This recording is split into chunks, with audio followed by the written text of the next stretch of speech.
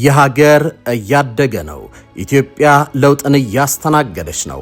ባለፉት 8 ዓመታት የሀገር በቀል እሳቤን መሰረት ያደረጉ ስራዎች ከፍተኛ የሆነ ለውጥን አዋልደዋል። ያውም የሚታይ የሚጨበጥ። የለውጡ ትልቁ ስኬት ሀገር በቀል እሳቤን የማንበሩ ጉዳይ ነው። የከሌ መስመር ብቻ የደህንነት ታዳጊያችን ነው ከሚል ለሪዮት ካለ ታማኝነት መላቀቁ ትልቁ ድል ነው። በሌለ ፋብሪካ በአርሶ አደር ሀገር የወዛደርን ጥያቄ ለመመለስ ከሚፍጨረጨር ለግርመም የአይን ጠብታ ከሚያስል ትምህርትም አፈንግጧል። የማኦ ቅድመ ካፒታሊስት የቻይና ገበሬ ሞዴል ትንታኔን መሰረት በማድረግ ግብርና መር ኢኮኖሚን ለመገንባት የሞከረው የኢህአዴግ አገዛዝ ዘመኑን በበሬ ጀምሮ በበሬ ቋሽቶታል። ግብርናውን ማዘመን ሳይችል መዋቅራዊ ለውጥን ሳያመጣ መስኖን ጽዩፍ ሆኖ መካናይዝድ እርሻን አይን ላፈር ብሎ ትርፍ ምርትን ሰርፕለስ ፕሮዳክሽንን እውን ሳያደርግ ወደ አግሮ ኢንዱስትሪ ሽግግር ሳያደርግ በበሬ ጀምሮ በበሬ እንዲቋጭ ምክንያት ሆኗል። የኢትዮጵያ ኢኮኖሚ ሀገር በቀል እሳቤን ሲንተራስ የእድገት ሞዴሉ ያደረገው የተውሶ እሳቤን ሳይሆን የራስ እውነትን ነው። በዚህም የገሌ መስመር ብቸኛ የመዳኛችን መንገድ ነው ከሚል ሃይማኖት ቀመስ ትንታኔ ተላቆ የሀገርን ነባራዊ እውነታንና ዓለም አቀፍ እውነታን በመገንዘብ የኢኮኖሚውንና ሀገራዊ የእሳቤ ስሪቱን ለመስራት ረዥም ርቀትን ተጉዟል። በዚህም በአንድ ዘርፍ ላይ ጥገኛ ከመሆን ወጥቶ በዛ ዘርፎችን የተንተራሰ የኢኮኖሚ ሞዴልን ማንበር ችሏል። ጠቅላይ ሚኒስትር አብይ አህመድ በተለይም ኢትዮጵያ በጸጋ የተንበሸበሸች ሀገር ናት፣ ጸጋዋን ሸምና ልትለብስ ይገባታል የሚለው እሳቢያቸው መሬት ለማውረድ ሁለንተናዊ የሆነ የእድገት ሞዴልን ለማምጣት ተግተዋል። በዚህም ግብርና፣ ኢንዱስትሪ፣ ማዕድን፣ ቱሪዝምና ቴክኖሎጂን ዋና የሀገሪቱ ኢኮኖሚ ምሰሶዎች መሆናቸውን ከሁለንተናዊ እድገት ባሻገር ዘላቂና የሚጨበጥ እድገትን አሁን ለማድረግ በርን ከፍቷል። ጠቅላይ ሚኒስትር አብይ አህመድ የመደመር እሳቤ መሰረቱ የኢኮኖሚ ብዝሃነትን ማንበርና የራስ እውነትን የማጽናት ነው። ይህ ደግሞ ባለፈው 8 ዓመታት ውስጥ በኢትዮጵያ ታሪክ ከፍተኛ የሆነ ምርታን ማምጣት የቻለ ነው። የ5.2 ቢሊዮን የቱሪዝም ገቢ በሀገሪቱ ታሪክ ከፍተኛው ነው። ባለፈው አንድ ዓመት 1.4 ሚሊዮን የውጭ ዜጎች ኢትዮጵያን ጎብኝተዋል። ከሀገር ውስጥ ጎብኚዎች 79 ቢሊዮን ብር የመገኘቱ እውነትም የኢትዮጵያ ቱሪዝም ከዚህ ቀደም አጣጥሞትም ሆነ አይቶት የማያውቀው ስኬት ነው። የኢትዮጵያ የማዕድን ዘርፍም ሆነ ግብርናው፣ ኢንዱስትሪውም ሆነ ቴክኖሎጂው በታሪክ ከፍተኛ የሆነ እምርታ ላይ ናቸው። ጠቅላይ ሚኒስትር አብይ አህመድ በአርባ ምንጭ ከተማ በነበራቸው ቆይታ ላይ እንደገለጹት ኢትዮጵያ እያደገች ነው፣ ከሚያድግ ሀገር ጋር መጣላት ኪሳሮ የከፋ ነው ብለው ነበር። ይህ የኢትዮጵያ እድገት ሁለንተና መሆኑንና ዘላቂነትን ግብ ማድረጉ የሀገሪቱን ለውጥ አስተማማኝነት ያረጋግጣል ሲሉ በርካቶች ይመሰክራሉ። እርግጥ ኢትዮጵያ በብዙ ፈተናዎች ውስጥ ሆና ያስመዘገበችው እድገት ነው። ዋልታረገጥ አስተሳሰብ፣ ጽንፈኝነት፣ ለውጭ ባዳን የማደር ፈተና የገጠመው አደጋና መሰል ችግሮችን ተሻግሮ በኢትዮጵያ አዲስ መንገድን አዲስ እሳቤን ለማንበር የተኬደበት ርቀትና ጥረት ፈተናዎቹ ብዙ ናቸው። የቱሪዝም መዳረሻዎች ግንባታም ሰላም በሌለበት እንዴት ተደርጎ ይህን የሚያክል ገንዘብ ለዘርፉ ይወጣል የሚለው ጩኸት ባለፈው አንድ ዓመት በኢትዮጵያ ታሪክ የተገኘው ከፍተኛ የሆነ ገቢም ሆነ የጎብኚዎች ቁጥር ሰላምን እያስከበሩ ልማትን የመገንባቱን አስፈላጊነት ያስረገጡ ሆነዋል። ጭስ አልባ ኢንዱስትሪን የመገንባት የብዝሃ ዘርፍን የማዕድናት አስፈላጊነትን ያስረገጡም ሆኖ ተገኝተዋል። ጠቅላይ ሚኒስትር አብይ አህመድ ከሚያድግ ሀገር ጋር አብሮ መጓዝ አብሮ ማትረፍ እንጂ መጣላቱ ኪሳራው ጥልል ለጠመቀው አካል ብቻ መሆኑን አስረግጧል። ጤና ይስጥልኝ። ይህ ኢትዮ መልሕቅ ነው። መልሕቃችን በዛሬው ቆይታ የኢትዮጵያን የእድገት ስሮች እየመረመረ አብሯችሁ ቆይታን ያደርጋል። አብራችሁን ትቆዩ ዘንድ በአክብሮት ጋበዝናችሁ። ኢትዮጵያ የምታድግ የምትበለጽግ ልጆቿን የምትሰበስብ የአንድነት የሰላም ምሳሌ የምትሆን ሀገር ናት። ይህ ከድካም ከልፋት ከስራ ውጪ የሚከናወን ነገር አይደለም። ፈተናዎች አሉ፣ ችግሮች አሉ፣ ወደ ኋላ እንድንጎተት የሚፈልጉ ኃይሎች አሉ። እውነት ነው። ልማት፣ ሰላም፣ ብልጽግና የምናስብ ሰዎች እያሸነፍን ጉዟችን ወደፊት ይሆናል። ጠቅላይ ሚኒስትር አብይ አህመድ በማዕበል ውስጥ እንዴት መጓዝ ካላወቅን የማዕበሉ ግርማ የወጀቡም ጉልበት ይጥለናል ይላሉ። የለውጡ መንገድ በፈተናዎቹ ጸንቶ መቆምንና መሻገርን መሰረታዊ ፍልስፍናው አድርጎታል። ነገር ግን የዓለም ሁኔታ ይህን የሚያስብል አይደለም። ያለፈው አንድ አስርት ለመሙላት ጥቂት ፈር የሆነው ጊዜ ዓለማችን በብዙ የተፈተነችበት ነው። ዓለም በሞት ደጆች በተሻገረችባቸው በእነዚህ ጊዜያት ውስጥ በጥለው ጉልበት ያሸለቡ ሀገራት ቀላል አይደሉም። የመከራው ዶፍ የመዓቱ ማዕበል መንግስታትን አንገታግቷል። የምጣኔ ሀብታቸው መዋቅር የተናጋባቸው ሀገራትም ብዙ ናቸው። ኮቪድ ሀያላኑን ሀገራት በብዙ ፈትኗል።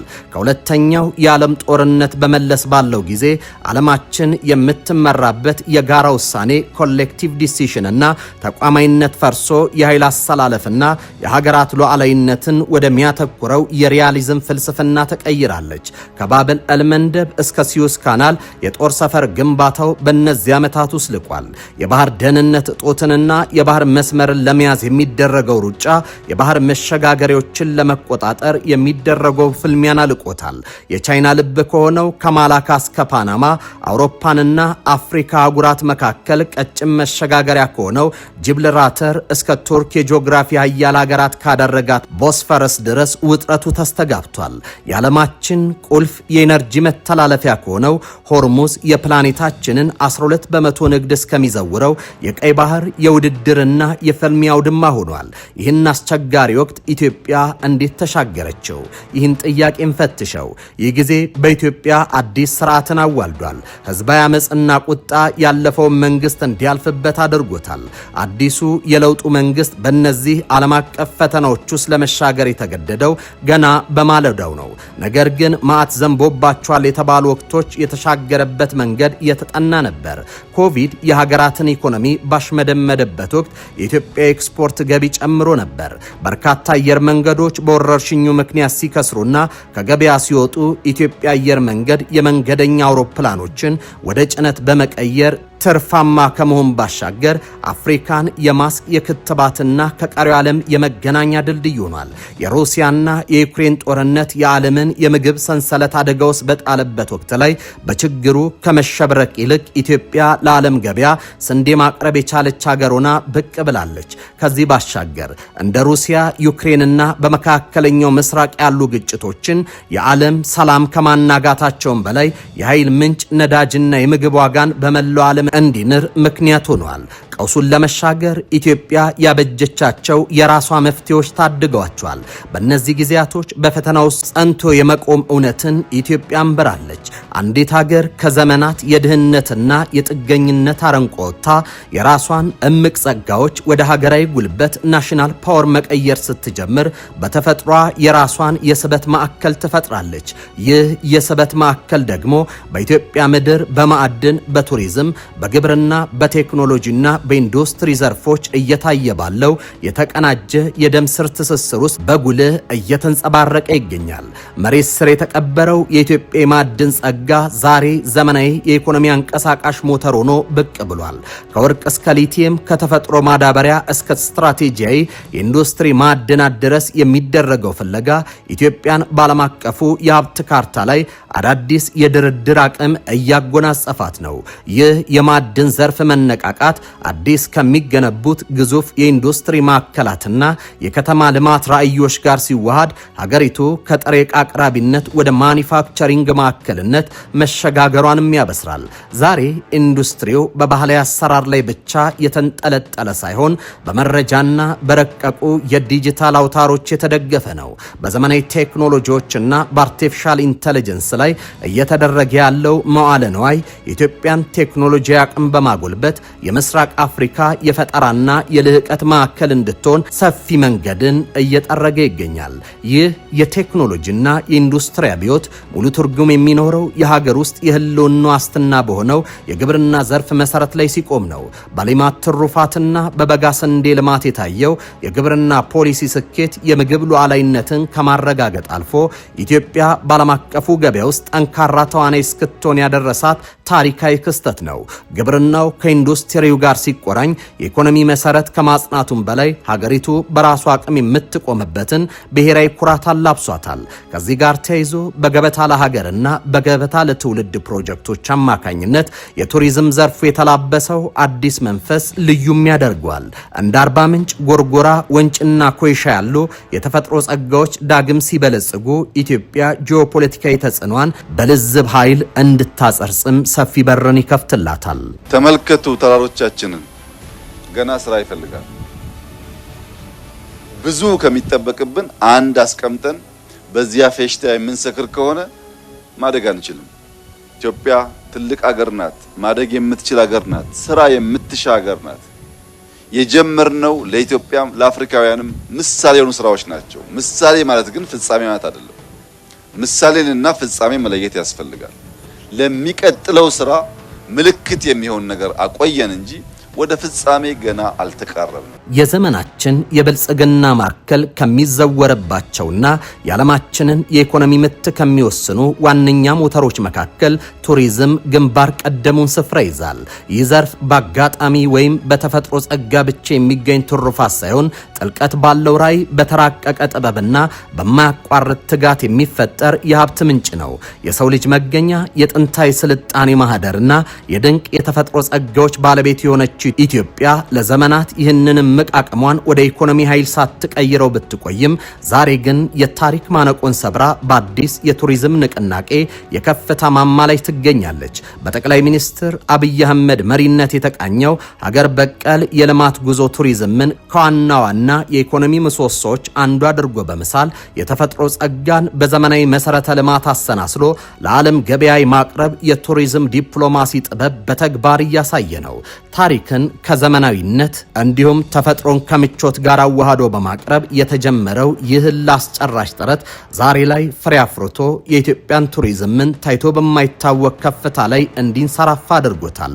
ይህንን የከፍታ ማንባና በተጨባጭ የሚያረጋግጠው ሀገሪቱ በአንድ ዓመት ጊዜ ውስጥ ብቻ 1.4 ሚሊዮን ዜጎችና ዓለም አቀፍ ጎብኚዎችን በማስተናገድ 5.2 ቢሊዮን ዶላር ገቢ ወደ ካዝኗ ማስገባት መቻሏ ነው። ይህ ግዙፍ ኢኮኖሚያዊ ስኬት ከቁጥር ስሌት የዘለለ ጥልቅ ትርጉም አለው። ይኸውም ኢትዮጵያ የአፍሪካ የቱሪዝም መልህቅና የዓለም ተመራጭ መዳረሻ የመሆን ህልሟን እያሳካች መሆኑን የሚያበስር ደማቅ ማሳያ ነው። ቱሪዝም ከሆቴል ገቢ ባለፈ የትራንስፖርት፣ የግብርና፣ የዕደ ጥበብና የመዝናኛ ዘርፎችን በአንድ ላይ የሚያስተሳስር ሰፊ ገመድ መሆኑን የተረዳው አዲሱ የልማት ፖሊሲ በሚሊዮኖች ለሚቆጠሩ ዜጎች አዲስ የስራ ዕድል እየፈጠረና የሀገሪቱን ገጽታ ባለም አደባባይ እያደሰ ይገኛል። ዛሬ በተፈጥሮ የተለገሳትን የማይደገም ታሪክና ብዝሃነት በሰው ሰራሽ ጥበብና በትጋት በማነጽ ላይ የምትገኘው ኢትዮጵያ የነጓን ብሩህ ኢኮኖሚ ትንሳኤ በቱሪዝም መልህቅ እያጸናች የብልጽግናን ዳርቻ በልበ ሙሉነት እየተሻገረች ትገኛለች። እርግጥ የአንድ ሀገር የታሪክ ታላቅነት፣ የማንነት ጥልቀት የሚለካው በትውልዶች መካከል በሚደረግ የባህል የቅርስ ቀጣይነት ብቻ ሳይሆን ያንን እምቅ ጸጋ ዘመኑ በሚጠይቀው ልሳንና ስልታዊ ጥበብ መልሶ ለዓለም ማስተዋወቅ በሚቻልበት የእድገት ምዕራፍ ጭምር ነው። ኢትዮጵያ በቱሪዝም ዘርፍ እያስገኘች ያለችው አስደናቂ ለውጥ የጎብኚዎችን ቁጥር መጨመር ወይም የኢኮኖሚ ገቢ ማደግ ብቻ ሳይሆን የሀገሪቱን ብሔራዊ ትርክትና ከድህነት ከማጣት ማህደር አውጥቶ በውበት በኩራትና በስልታዊ የልዝብ ኃይል ላይ የመገንባት ታላቅ ታሪካዊ ፍልስፍና ሽግግር ነው። ይህቺ ጥንታዊት ምድር ለዘመናት በተፈጥሮና በታሪክ የታደለች ቢሆንም የነበሯት ጸጋዎች ተዘግተውና ተረስተው የቆዩበትን አሮጌ ምዕራፍ በመቅጨት ዛሬ በዓለም አቀፍ ደረጃ የሚደነቅ አዲስ ውበትና መሳጭ ታሪክ ይዛ ብቅ ማለቷ የኢትዮጵያዊነት ትንሳኤ ማሳያ ሆኗል። ይህ የለውጥ ማዕበል መሰረት ያደረገው በተግባር የተደገፉና ስልታዊ መዋለ ንዋይ የፈሰሰባቸው አገራዊ ሜጋ ፕሮጀክቶችን ነው። እነዚህ ፕሮጀክቶች ከቱሪዝም ልማት ባለፈ የኢትዮጵያ የኢትዮጵያን የውስጥ ጸጋና የተፈጥሮ ስብጥር በማቀናጀት አዲስ የኢኮኖሚና የማህበራዊ መረጋጋት ምሰሶ ፈጥሯል። እንደ ጎርጎራ፣ ወንጪ፣ ኮይሻና ጨበራ ጭርጩራ ያሉ ቀደም ሲል ለዓይንና ለልብ ርቀው የነበሩ ድንቅ መልክዓ ምድሮች ዛሬ ዘመናዊ መሰረተ ልማቶች ተዘርግቶላቸውና ውበታቸው ታድሶ የዓለም አቀፍ ቱሪስቶችና የሀገር ውስጥ ጎብኚዎች ቀዳሚ ምርጫ መሆን ችሏል። ይህ ስኬት ሀገሪቱን ጥንታዊ የታሪክ ቅርሶችን፣ የተፈጥሮ መስህቦችን በዘመናዊ የስነ ህንፃና የአካባቢ ጥበቃ ጥበብ በማዋሃድ ለዘመኑ ትውልድና ለዓለም ማህበረሰብ የሚመጥን አዲስና ማራኪ ይዘት መፍጠር መቻሏን ያንጸባርቃሉ።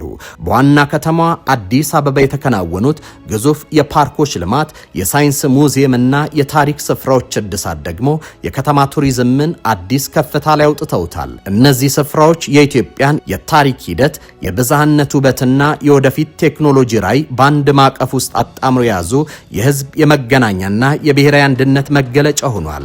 ይህ አይነቱ ስልታዊ የቱሪዝም ልማት ሀገሪቱ በዓለም አቀፍ መድረክ ያላትን ገጽታ በአወንታዊ መልኩ ከመቀየር ባለፈ የውጭ ቱሪስቶች ስለ ኢትዮጵያ የነበራቸውን የተዛባ አመለካከት በመስበር የአስተማማኝ ሰላምና የፈጣን ልማት ማረጋገጫ ሆኖ እያገለገለ ይገኛል። አንድ ሀገር ለስራ ጉዳይ ሄጄ ያረፍኩበት ሪዞርት ያጓጓ ነበር። እኔ ክፉ አመላለኝ በሄድኩበት ሳይ ቶሎ የመቅናትና ወደዚህ አገር የማምጣት መሻቴ ከፍተኛ ነው እና የዛን ሆቴል ባለቤት ወደ ኢትዮጵያ ጋበዝኩት። አርባ ምንጭ የሚባል ውብ ምድር አለ። የዝጌር ድልድይ የሚባል አስገራሚ ተፈጥሮ አለ። የደፈረሰውንና የጠራውን ውሃ ከፍሎ የያዘ ነጭ ሳርን ከግርጌው ያስቀመጠ ተራሮቹ ተሰናስለው የእግዚአብሔርን የእጅ ስራ በአስደናቂ ሁኔታ የሚገልጥ ቦታ አለ። እዚያ ቦታ ላይ መጥተህ ልክ እዚህ ሀገር እንደሰራው አይነት ሪዞርት ብትሰራልን ብዬ ጋበዝኩት። ሰውየው መጥቶ አርባ ምንጭ አድሮ የእግዚአብሔር ድልድይን አይቶ ሲመለስ አገኘሁት እና ምኞትህ ጥሩ ነው፣ ፍላጎትህ ጥሩ ነው፣ አርባ ምንጭ ግን ለዚህ ኢንቨስትመንት አልደረሰችም ማለት። ይህንን ኮሜንት ስሰማ ምን ሊሰማኝ እንደሚችል እናንተ ገምቱት። ትናንት ማታ የነበረኝ ጉጉት ግን ያንን ሰው ደግሜ ጋብዤ አርባ ምንጭን እንዲያያት ነበረ።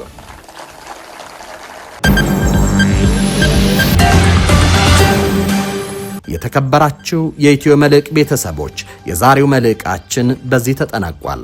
በቀጣይ በሌላ ምዕራፍ እስከምንገናኝ በያላችሁበት ሰናይ ጊዜ ይሁንላችሁ።